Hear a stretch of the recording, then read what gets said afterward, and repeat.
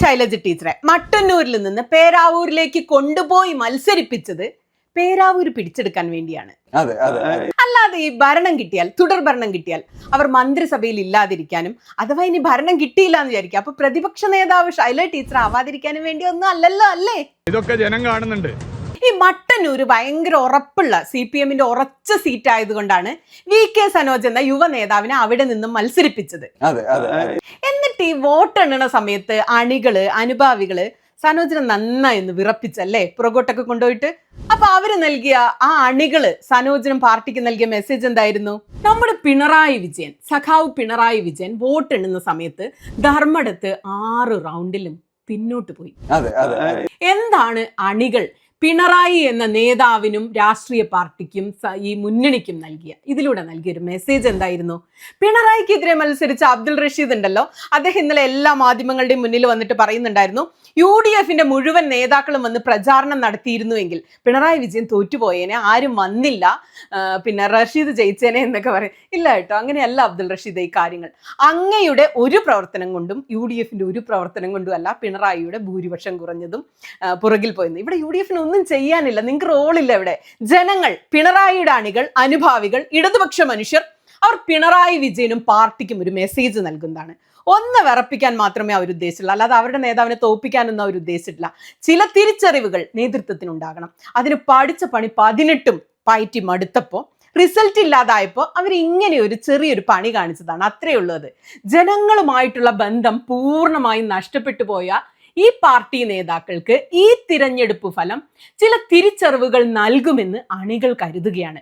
നേതൃത്വം ഇതിലൂടെ തിരിച്ചറിവുണ്ടായിട്ട് തിരുത്തുമെന്നും പാർട്ടി ഇനിയും ശക്തിയായി ഭംഗിയായി നയിക്കുമെന്നും അവർ ആഗ്രഹിക്കുന്നു.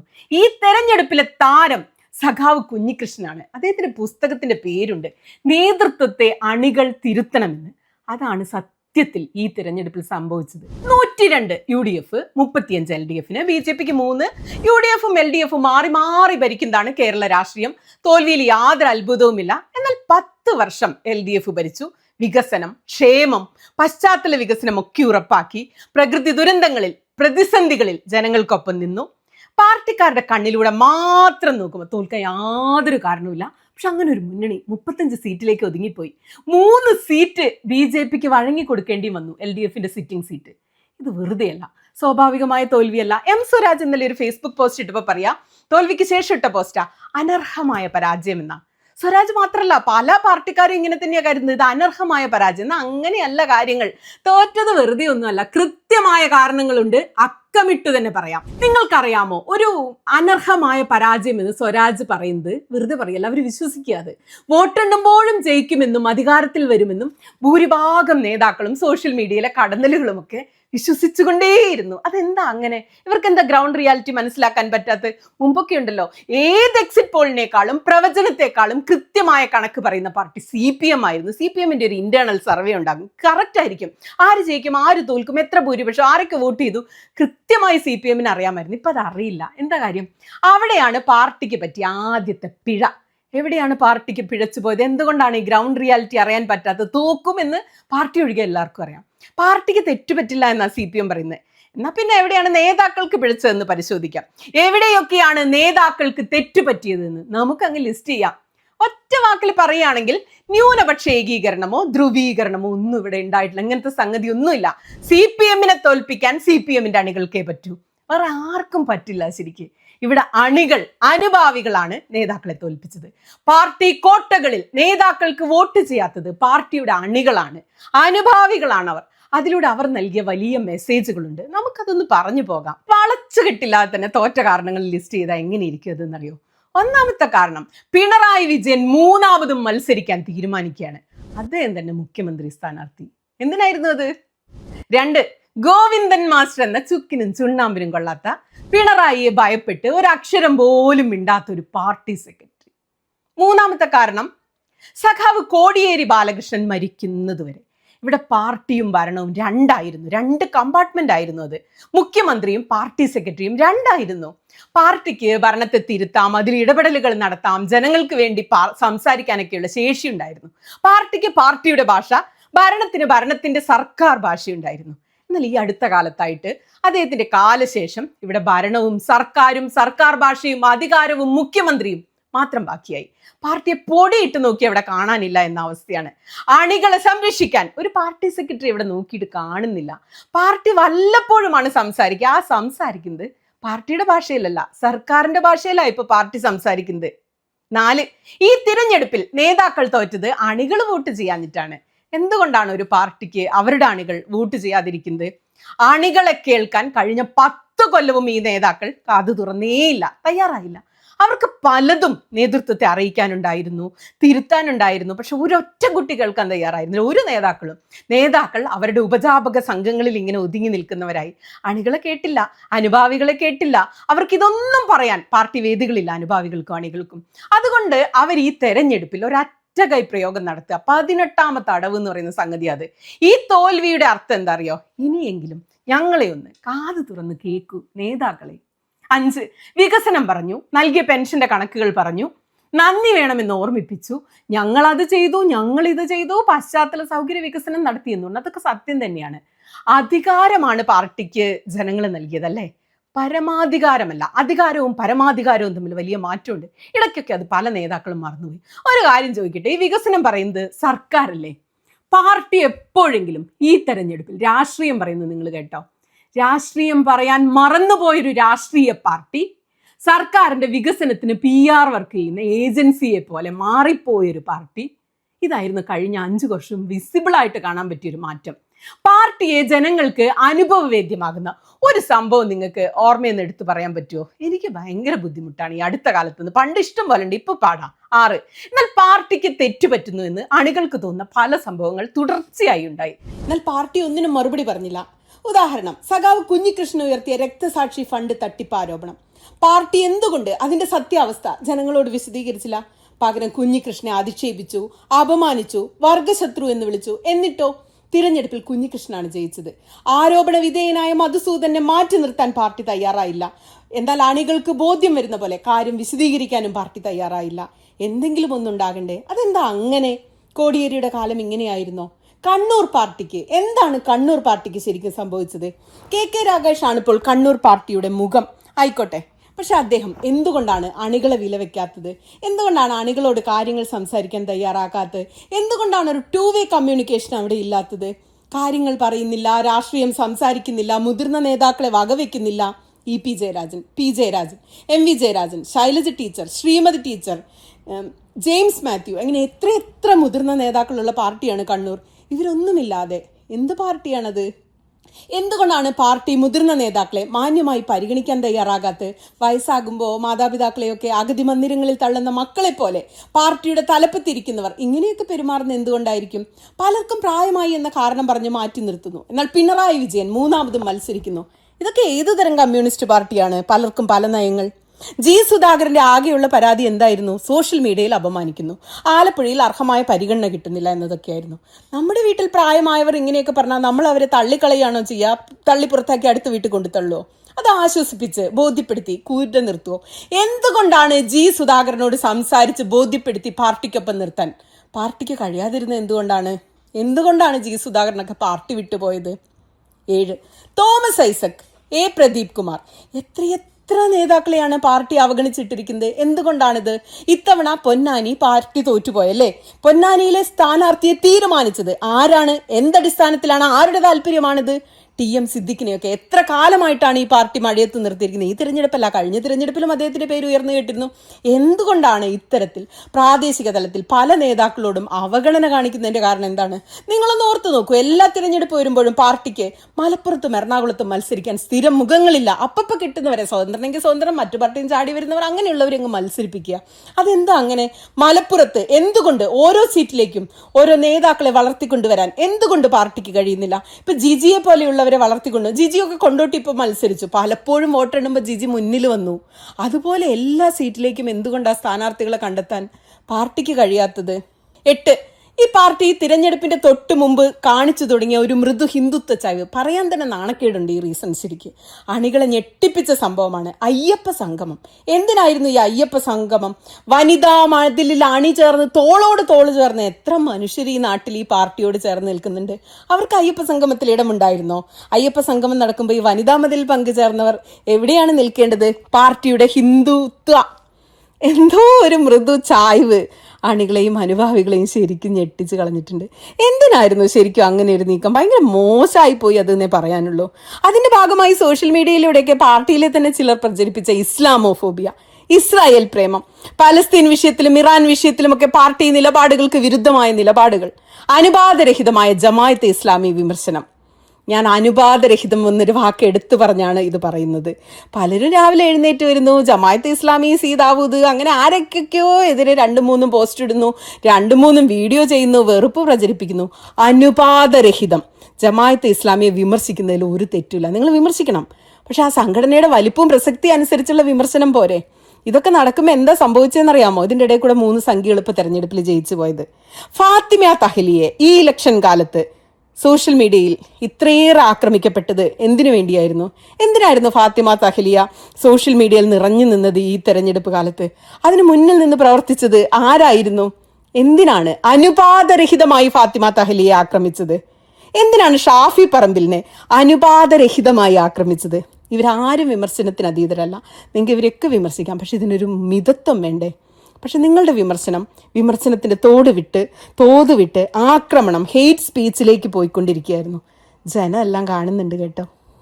9, തെരഞ്ഞെടുപ്പ് കാലത്തും പൊതുവെയുമൊക്കെ ഇടതിൻ്റെ ഔദ്യോഗികമായ പ്രചാരണ രീതി ഭയങ്കര നെഗറ്റീവ് ക്യാമ്പയിനുകളായി മാറി.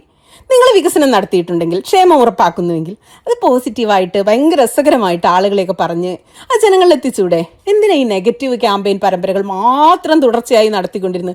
ശവം തൂക്കി, ഡാഷ്മോനെ രേവന്ത, പാരിപ്പളക്കോടാ, വീട്ടിൽ പോയി ചോദിക്കടാ, ഇരുണ്ട കാലം, ഉമ്മൻചാണ്ടി വിമർശനം, മരിച്ചുപോയ UDF മന്ത്രിമാരുടെ ഫോട്ടോ വെച്ചിറക്കിയ ക്യാമ്പയിൻ പോസ്റ്ററുകൾ. ഇതൊക്കെ അണികളിൽ, അനുഭാവികളിൽ മടുപ്പുണ്ടാക്കി. ഞാൻ UDFകാരെ കുറിച്ചല്ല പറയുന്നത്. ഇത് കണ്ടപ്പോൾ UDFകാർക്ക് എന്തു തോന്നി എന്നല്ല പറയുന്നത്, CPMന്റെ അണികൾക്കും അനുഭാവികൾക്കും എന്തു തോന്നി എന്നാണ്. നമുക്ക് സന്തോഷമുള്ളൊന്നും പറയാനുണ്ടായിരുന്നില്ലേ ശരിക്ക്? എന്നും വരുന്നു, ആരെങ്കിലും കുറ്റം പറയുന്നു, കുറ്റം പറച്ചിൽ ഹെയ്റ്റ് സ്പീച്ചിലേക്ക് പോകുന്നു. ഇത് തന്നെയായിരുന്നു പരിപാടി. നിങ്ങൾ സോഷ്യൽ മീഡിയ നോക്കുന്ന ആളാണോ? 10ാമത്തെ പോയിന്റാണ്. വർഗീയത പറയുന്നത് കണ്ടാൽ അതേത് പാർട്ടിക്കാരനെന്ന് ഇപ്പൊ ശരിക്കും മനസ്സിലാവാൻ ബുദ്ധിമുട്ടാ. മുൻപൊക്കെ ഇടതിന്റെ രീതി, ഭാഷ, ഇടപെടലൊക്കെ ഭയങ്കര വ്യത്യസ്തമായിരുന്നു. ഭയങ്കര ഒരു ഗ്രേസ് ഉണ്ടായിരുന്നു അതിന്. അതൊക്കെ ഇപ്പൊ പോയിട്ടോ. ഏറ്റവും കൂടുതൽ ഹെയ്റ്റ് സ്പീച്ച് നടത്തുന്ന മത്സരമാണ് ഇപ്പൊ നടക്കുന്നത്. ഗോവിന്ദ മാഷിന്റെ ഭാര്യ ശ്യാമള ടീച്ചർ മത്സരിക്കണോ എന്ന് ആരെങ്കിലും ചോദിച്ചാൽ ഉടനെ ഇടതിന്റെ മറുചോദ്യം എന്താ ഇപ്പോ? അപ്പൊ ശ്രീകണ്ഠന്റെ ഭാര്യ തുളസി മത്സരിക്കണോന്നാ. ഇതല്ലല്ലോ നമ്മുടെ ഇടത്. കോൺഗ്രസ് ആവാനാണോ, അവരോട് മത്സരിക്കാനാണോ ഇടത് പ്രവർത്തിക്കുന്നത്? അല്ലല്ലോ, അങ്ങനെയല്ലല്ലോ. ഇടതിനൊരു പ്രത്യയ ശാസ്ത്രമുണ്ട്, അതനുസരിച്ച് വേണം മുന്നോട്ട് പോകാൻ. ഗസ വിഷയത്തിൽ ഇടത് അഭിപ്രായം പറയേണ്ടത് പ്രത്യയ ശാസ്ത്രവും പാർട്ടി തീരുമാനവും നയവും അനുസരിച്ചാണ്. അല്ലാതെ അവനവന്റെ ഉള്ളിൽ ഇസ്ലാമോഫോബിയ ഛർദ്ദിക്കാനുള്ള അവസരമായിട്ടല്ല പലസ്തീനെ കുറിച്ച് അഭിപ്രായം പറയേണ്ടത്. ഇടത് പാർട്ടികൾ വ്യത്യസ്തമാണെന്ന് കരുതിയാണ് അണികൾ കൂടെ നിൽക്കുന്നത്. അല്ലാതെ വെറുമൊരു പാർട്ടി എന്നാണെങ്കിൽ അവർക്ക് കോൺഗ്രസ് പോയിക്കൂടെ? ഇനിയിപ്പോൾ മൃദു ഹിന്ദുത്വമാണ് ആഗ്രഹിക്കുന്നതെങ്കിൽ അവർക്ക് BJP പോയിക്കൂടെ?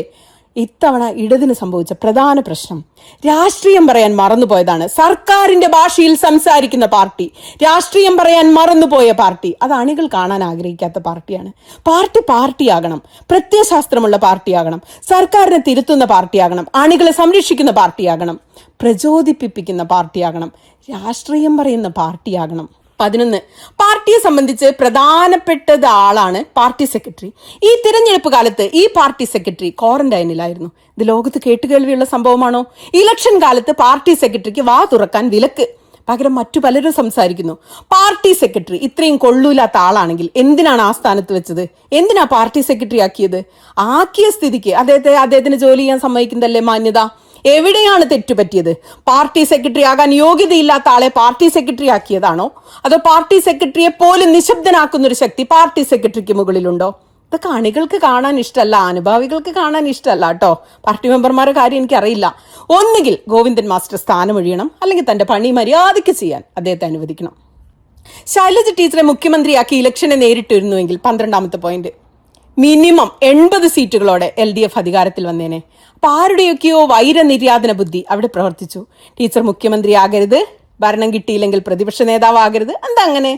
ഇതൊക്കെ ജനങ്ങൾക്ക് മനസ്സിലാവില്ലേ? ജനങ്ങൾ വെറും പൊട്ടന്മാരാണെന്ന് കരുതിയ നേതാക്കൾക്ക് അണികൾ നൽകിയ ഷോക്ക് ട്രീറ്റ്മെന്റ് ആണ് ഈ തോൽവി. ചിലർക്ക് പ്രായപരിധി, ചിലർക്ക് ടേം വ്യവസ്ഥ, എന്തൊക്കെ കോപ്രായങ്ങൾ. ഒക്കെ ചിലരെ ഒഴിവാക്കാനും ചിലരെ ഉൾപ്പെടുത്താനുമാണെന്ന് അണികൾക്ക് മനസ്സിലായിട്ടുണ്ട്. നിങ്ങൾ ഓർത്തു നോക്കൂ, ലോക്സഭാ തെരഞ്ഞെടുപ്പിൽ ഇതേ ശൈലജ ടീച്ചറെ വടകര കൊണ്ടുപോയി ഷാഫിക്കെതിരെ മത്സരിപ്പിച്ച് തോൽപ്പിച്ചു. ആ തോൽവിയുടെ ക്ഷീണം മാറുന്നതിന് മുമ്പ് ഇപ്പൊ മട്ടന്നൂർ കൊണ്ടുപോയി മത്സരിപ്പിച്ചു. ജനങ്ങൾ ഇതൊക്കെ കാണുന്നുണ്ട് കേട്ടോ.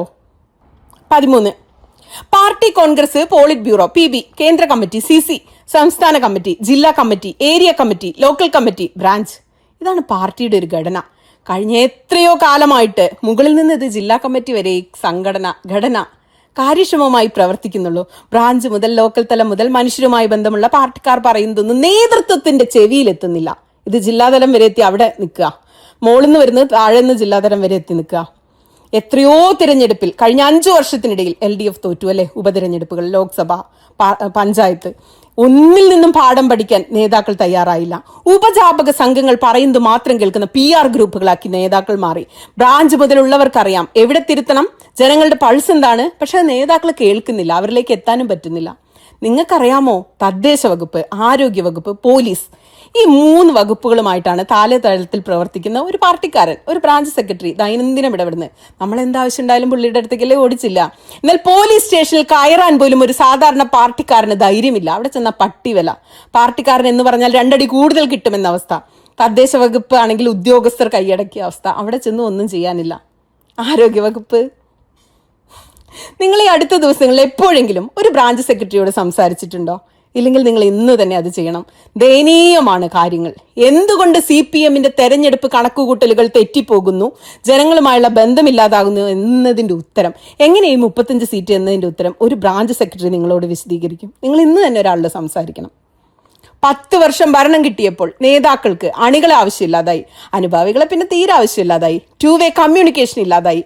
കുറേ ഫെസ്റ്റുകൾ നടത്തുന്നു, പൗരപ്രമുഖരെ വിളിക്കുന്നു, കോക്കസുകൾ വളരുന്നു, പുറത്തേക്കുള്ള കാഴ്ച മങ്ങുന്നു, കുറേ ലിറ്ററേച്ചർ ഫെസ്റ്റ് പോലെ വേറെന്തോ നടത്തുന്നു, സ്ഥിരം ആളുകളെ വിളിക്കുന്നു, അവർ തന്നെ ഇതിലൊക്കെ പങ്കെടുക്കുന്നു, കോക്കസുകൾ വളരുന്നു, പുറത്തേക്കുള്ള കാഴ്ച മങ്ങുന്നു, മാധ്യമങ്ങളെയും വിമർശിക്കുന്നവരെയും പട്ടിവലയാകുന്നു, 2 വേ കമ്മ്യൂണിക്കേഷൻ ഇല്ലാതാകുന്നു, വിമർശനങ്ങൾ കേൾക്കാനുള്ള ക്ഷമയില്ലാതാകുന്നു. ഏതൊക്കെയോ PR വാഗ്ധോരണികളിൽ നേതാക്കൾ അഭിരമിക്കുന്നു. ശരിക്കും എന്ത് നടക്കുന്നു എന്ന് അറിയാതാകുന്നു. വിമർശിക്കുന്നവരെയും വിയോജിപ്പുകൾ ഉള്ളവരെയും ആജീവനാന്ത ശത്രുവായി പ്രഖ്യാപിക്കുന്നു, ആക്രമിക്കുന്നു. ഉപജാപക സംഘങ്ങളിൽ മാത്രം അഭിരമിക്കുന്നു, വികസനം പറയുന്നു, അതിനിടയിൽ രാഷ്ട്രീയം പറയാൻ മറന്നുപോകുന്നു. ഹെയ്റ്റ് സ്പീച്ച് നടത്തുന്നു, അതിനിടയിലും രാഷ്ട്രീയം പറയാൻ മറന്നുപോകുന്നു. നെഗറ്റീവ് ക്യാമ്പയിനുകളും കൂട്ടം കൂടി ആളുകളെ ആക്രമിക്കുന്നതും ശീലമാകുന്നു. പക്ഷെ അതിനിടയിലും രാഷ്ട്രീയം പറയാൻ മറന്നുപോകുന്നു. മുസ്ലിങ്ങളെ 24 മണിക്കൂറും പച്ചത്തറി പറയാൻ ചില പ്രത്യേക ഉപജാപക സംഘങ്ങൾ ഉണ്ടാകുന്നു. പക്ഷെ അതിനിടയിലും തങ്ങൾ ഏത് രാഷ്ട്രീയത്തെ പ്രതിനിധീകരിക്കുന്നു എന്ന് പറയാൻ അവർ ചിന്തിക്കാൻ പോലും മറന്നുപോകുന്നു. ട്രംപിനെ വാഴ്ത്തുന്നു, നെതന്യാഹുവിനെ വാഴ്ത്തുന്നു. അതിനിടയിൽ താൻ പ്രതിദാനം ചെയ്യുന്ന രാഷ്ട്രീയ പാർട്ടിക്ക് ഇതിലൊക്കെയുള്ള നയം എന്താണെന്ന് ബോധം പോലും മറന്ന് കോക്കസുകൾ വളരുന്നു, ഉപജാപക സംഘങ്ങൾ വളരുന്നു. ഇതിനിടയിൽ എന്ത് രാഷ്ട്രീയം പറയാനാണ് ഈ ഗ്രൂപ്പ് ഉണ്ടാക്കിയതും കൂട്ടം കൂടി സംസാരിച്ചു തുടങ്ങിയതും എന്നത് സൗകര്യപൂർവ്വം അങ്ങ് മറക്കുന്നു. ഭജന പാടി ജീവിക്കുന്ന നന്ദഗോവിന്ദത്തെ മുതൽ ചാനൽ ചർച്ച നടത്തുന്ന സ്മൃതി പരുത്തിക്കാടിനെ വരെ ആക്രമിക്കാൻ കൂട്ടം ചേരുന്നു, ആക്രമിക്കുന്നു, ഹേറ്റ് സ്പീച്ച് നടത്തുന്നു. ഇതൊക്കെ താൻ പ്രതിദാനം ചെയ്യുന്ന രാഷ്ട്രീയം അനുവദിക്കുന്നുണ്ടോ എന്ന് ചിന്തിക്കാൻ പോലും ഇക്കൂട്ടർ മറന്നുപോകുന്നു. എല്ലാവരെയും അകറ്റുന്നു, ഗ്രൂപ്പ് ചെറുതാക്കി കൊണ്ടുവരുന്നു, മനുഷ്യർ അകന്നകന്നു പോകുന്നു. ഇതൊന്നും അറിയാനോ തിരുത്തൽ വരുത്താനോ ബോധമുള്ള ഒരുത്തനും ചിന്തിക്കാൻ പോലും ഇല്ലാതെ പോകുന്നു. വിഭജനത്തിന്റെ രാഷ്ട്രീയമാണ് തന്റെ രാഷ്ട്രീയം എന്ന് കരുതി വിഭജനത്തിന്റെ രാഷ്ട്രീയവും ഹേറ്റ് സ്പീച്ചും ഇഷ്ടംപോലെ നടത്തുന്നു. കണ്ണിൽ കാണുന്നവരെ മുഴുവൻ വെറുപ്പിക്കുന്നു, പുച്ഛിക്കുന്നു, അകറ്റുന്നു, ആക്രമിക്കുന്നു. അവസാനം 35 സീറ്റിലേക്ക് ചുരുങ്ങുന്നു. നിങ്ങൾക്കറിയാമോ ഇത്രയും വലിയ തരംഗമൊക്കെ ഉണ്ടായിട്ടും PV അൻവർ എന്തുകൊണ്ടാണ് ജയിക്കാത്തതെന്ന്? ഞാൻ ഈ മുകളിൽ പറഞ്ഞ മുഴുവൻ കാര്യങ്ങളും ചെയ്തു തുടങ്ങിയവരിൽ ഒരാളാണ് PV അൻവർ. ഇതിനൊക്കെ നേതൃത്വം നൽകിയാൽ അൻവറിനെയും റിയാസിനെയും താരതമ്യം ചെയ്താൽ റിയാസ് എത്രയോ ഭേദം. അതുകൊണ്ടാണ് നിങ്ങൾ റിയാസിനെ ഇങ്ങ് തെരഞ്ഞെടുത്തു, PV അൻവറിനെ തള്ളിക്കളഞ്ഞു. അപ്പൊ പറയാനുള്ളത് ഇതാണ്, പറ്റുമെങ്കിൽ ആദ്യം ഈ തോൽവി ഒന്ന് അംഗീകരിക്കുക. ഇത് അർഹിക്കുന്ന തോൽവി തന്നെയാണ്. തിരുത്തലുകളാണ് ആവശ്യം. അതാണ് ഈ തെരഞ്ഞെടുപ്പ് ഫലത്തിലൂടെ അണികൾ ആവശ്യപ്പെടുന്നത്.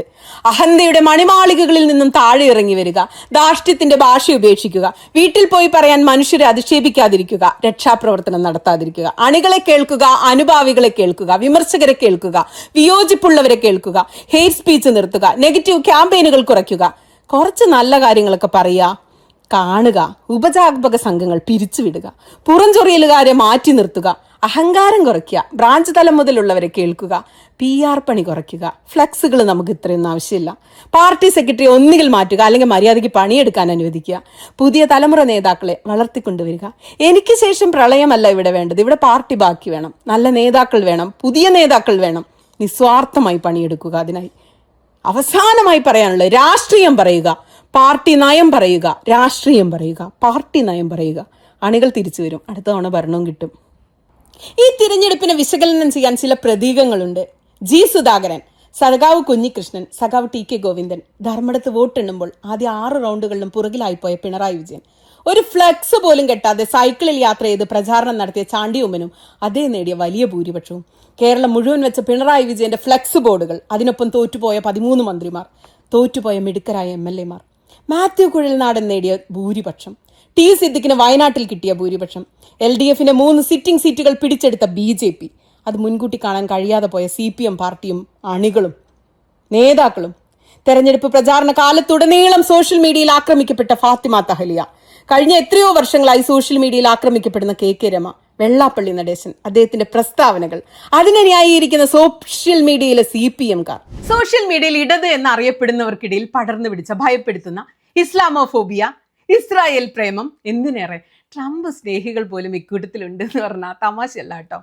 രക്ഷാപ്രവർത്തനം എന്നൊരു വാക്കുണ്ട്. ഇതൊക്കെ ഈ തെരഞ്ഞെടുപ്പിലെ ചില ശക്തമായ പ്രതീകങ്ങളാണ്. ഇടതിന്റെ പരാജയ കാരണങ്ങൾ ഈ പ്രതീകങ്ങളുടെ വിശകലനം ചെയ്താൽ കിട്ടും. ബാക്കി പിന്നെ ഇപ്പൊ നിർത്തുന്നു, ഇനി ഒരുപാട് പറയാനുണ്ട് ശരിക്കും. അപ്പൊ നിങ്ങൾ ചോദിക്കും, സുനിതയ്ക്ക് രാഷ്ട്രീയം ഉണ്ടോന്ന്? ഉണ്ട്, എനിക്ക് നല്ല രാഷ്ട്രീയമുണ്ട്. ഞാൻ ഇടതാണ്, ഞാൻ കമ്മ്യൂണിസ്റ്റ് ആണ്. നിങ്ങൾക്കറിയാമോ, ഈ തവണത്തെ SIR-ലാണ് എൻ്റെ വോട്ട് പോയത്. ഒരാളും ഒരു പാർട്ടിക്കാരനെയും എന്നെ വിളിച്ച് ചോദിച്ചിട്ടില്ല, വോട്ട് പോയോ, വോട്ടുണ്ടോ, വോട്ട് ചേർക്കണ്ടേ, നമുക്ക് ആരും ചോദിച്ചില്ല. ഇത് എൻ്റെ മാത്രം അനുഭവം എന്നല്ല, ഞാൻ വലിയൊരു കാര്യം പറയല്ല, എനിക്കറിയാവുന്ന പലരുടെയും അനുഭവം. എനിക്കറിയാവുന്ന ആരും വിളിച്ച്, അല്ല നമ്മളുടെ വോട്ടല്ലേ, നമുക്ക് വോട്ട് ചേർക്കണ്ടേ, നമുക്ക് ജയിക്കണ്ടേ, ആരും പറഞ്ഞിട്ടില്ല. ഉറപ്പുള്ള വോട്ടുകൾ പോലും കിട്ടാൻ ഈ തിരഞ്ഞെടുപ്പിൽ LDF ഒരു ശ്രമവും നടത്തിയിട്ടില്ല എന്ന് പറഞ്ഞാൽ ചെറിയ അതിശയോക്തിയൊക്കെ ആയിരിക്കും. എനിക്കറിയില്ല, എൻ്റെ അങ്ങനെ അനുഭവം അങ്ങനെയാണ്. എന്താ അങ്ങനെ? എനിക്കറിയാവുന്ന പാർട്ടി ഇങ്ങനെയൊന്നും ആയിരുന്നില്ല. അണികൾ നേതൃത്വത്തെ തിരുത്തുകയാണ് ഈ തെരഞ്ഞെടുപ്പിലൂടെ. ഒരു തിരിച്ചടി അവർ നേതാക്കൾക്ക് കൊടുത്തു, ഒരു ഷോക്ക് ട്രീറ്റ്മെന്റ് അവർ നേതാക്കൾക്ക് കൊടുത്തതായിരിക്കും ഈ തിരഞ്ഞെടുപ്പ് ഫലം. നിങ്ങൾക്ക് എന്ത് തോന്നുന്നു?